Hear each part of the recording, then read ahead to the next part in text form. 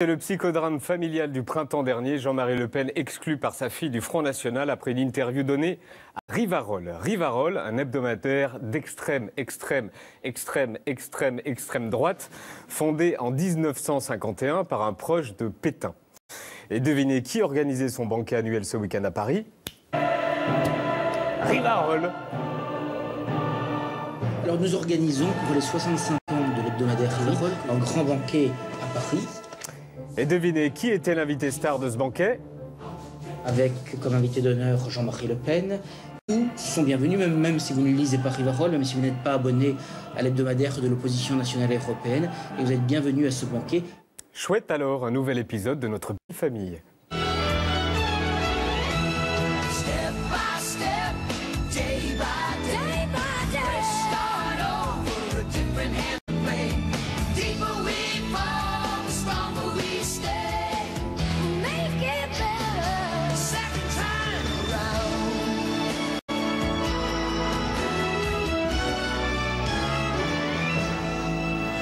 Samedi matin, Camille Cronier et Emmanuel Lebert ont donc pris leur courage à deux mains, direction cet hôtel près de Paris, qui s'appelle donc le Paris Est Novotel, où il y a la sécurité qui aime des couleurs vives, manifestement. Mais d'ailleurs, la direction de l'hôtel était-elle au courant de l'événement Rivarol qu'elle accueillait? Bonjour. Pas de caméra dans l'hôtel. Ici, vous êtes dans un lieu privé, donc. Et si on éteint la caméra, il vous a pas averti? Non. Vous n'êtes pas au courant? Non. Vous n'étiez pas au courant que c'était Rivarol? Puis au départ, c'était pas Rivarol. Ça a été c'est vrai, réservé sous un autre nom. C'était quel nom? Jardin de Tuileries, un truc comme ça. Jardin de Tuileries. Ouais. Donc là, vous êtes un peu mal quand même. Voilà. Les clients, ils le En savent? ce moment, non, c'est mieux. C'est affiché nulle part. Enfin, au départ, c'était pas Rivarol, mais voici le menu du déjeuner imprimé pour l'occasion, où on peut lire « Banquet de Rivarol, l'équipe de Novotel vous souhaite un bon appétit ». Et à l'intérieur de l'hôtel, si vous cherchiez le banquet Rivarol, il suffisait de suivre les écrans géants ou ces énormes affiches. Bref, voici la salle où ça se passait. Voilà, c'est dans cette salle qu'a lieu le banquet. Alors, il y a plein de tables avec des personnalités à chaque table. Table présidentielle, il y a Jean-Marie Le Pen. Et au total, venez voir, il y a presque 600 personnes. Rivarol explique sur son site internet qu'il y a 570 personnes qui se sont inscrites. Ils ont dû refuser du monde, sinon c'était trop petit. Et voici Jérôme Bourbon, le directeur des Rivarol, qu'on appelle dans le milieu l'homme qui roule comme personne. Jérôme Bourbon. L'affluence de rendez-vous 600 couverts. C'était pour célébrer le 65e anniversaire de Rivarol, notre revue mensuelle Les Écrits de Paris. Rivarol, Rivarol, Rivarol. Et puis le président Le Pen nous a fait l'honneur de présider et de clôturer le banquet. Et voici la star du jour. Bonjour Monsieur Le Pen. Je travaille pour Canal+. Est-ce que le but aussi de venir à ce banquet, c'est de faire un peu de réseau pour peut-être préparer l'année prochaine, 2017? C'est tout à fait l'objectif. Je réponds aux invitations qui me sont faites dans tout le milieu national en espérant créer le courant qui nous apportera la victoire. Donc le but, dans un an, c'est d'être opposé à la présidentielle à votre fille? Non, pas du tout. Pas du tout. Mon objectif est un objectif d'unité, pas un objectif de division. Donc ce qu'on comprend, c'est unité pour 2017 avec le FN. En gros, il se donne le rôle d'un rabatteur pour le parti de sa fille. C'est de la provoque. Marine Le Pen, qui essaye de nettoyer le parti, a dû adorer. Mais qui veut-il rabattre? Qui sont ces gens avec qui Jean-Marie Le Pen veut faire l'unité pour 2017? Dans la salle, on a vu plein de gens avec des pins. Alors plein de pins et beaucoup de super pins. Qu'est-ce que c'est que ce petit pins? C'est l'insigne du PNF, C'est quoi? le Parti nationaliste français. Je peux vous demander ce que c'est que cet insigne? C'est le double cœur vendéen. C'est quoi votre règle? C'est le souvenir napoléonien.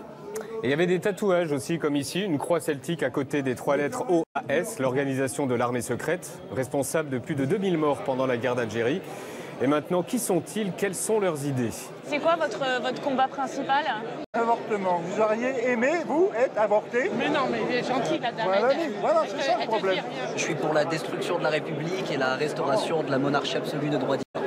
Le rétablissement d'une France aux Français, où les Français sont naturellement issus de souches européennes. Donc c'est renvoyer les immigrés chez eux? Absolument, c'est les foutre dehors sans aucune conciliation possible. décoloniser la France, désislamiser la France. Par exemple, que le fait de voir un noir en France ou un arabe en France soit juste de l'exotisme et non pas quelque chose d'habituel. C'est quoi votre grand combat? Ça se résume en 3 mots, travail, famille, patrie. Et l'histoire de mariage pour tous, eh bien c'est un scandale. C'est un scandale parce qu'en fait on exalte une association de malfaiteurs. Si Dieu a fait des pays, des couleurs, des religions, des coutumes, ce n'est pas pour tout mélanger, parce qu'après ça crée le racisme. J'admire Napoléon Ier parce que je suis un patriote, j'aime mon pays. C'est une des 3 lumières de l'histoire de France. La première c'est Jeanne d'Arc, le deuxième c'est Louis XIV, la troisième c'est Napoléon. C'est pas un peu vieux tout ça? Ah non. Ah non. Et devinez quoi, ils ont un candidat pour la présidentielle, le voici, c'est lui, il s'appelle Henri de Lesquen. Je suis nationaliste, traditionnaliste, identitaire et, j'ose le dire, populiste. Et il a détaillé son programme à Camille. Si vous étiez président de la République, qu'est-ce qui se passerait en France? Il se passerait beaucoup de choses. D'accord, dites-moi les 5 grandes idées. Les 5 grandes idées. Alors premièrement, référendum législatif. Je commence par rétablir la démocratie, qui n'existe pas. Deuxièmement, je rétablis la liberté d'expression. Je ne suis pas un admirateur d'Adolf Hitler, mais si les gens veulent dire qu'ils admirent Adolf Hitler, ils doivent être libres de le faire, comme aux États-Unis. Troisième mesure, la réémigration.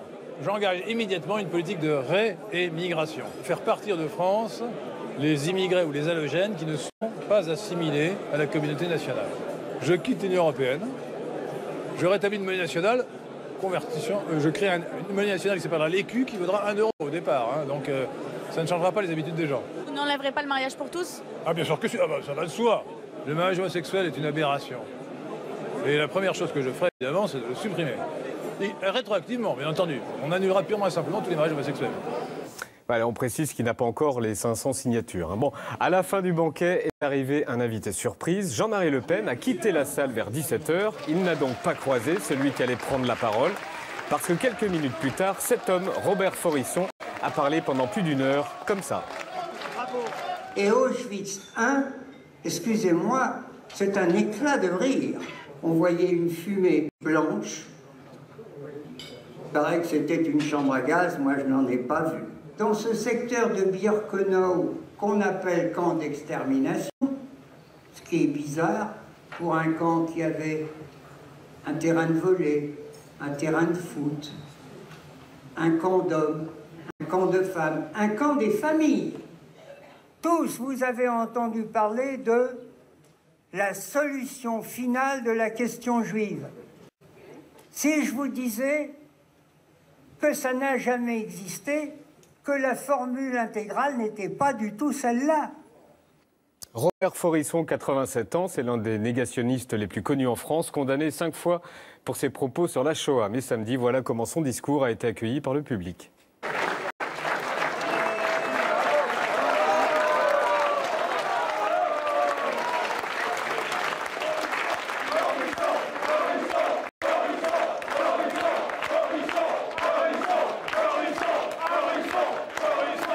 Après tout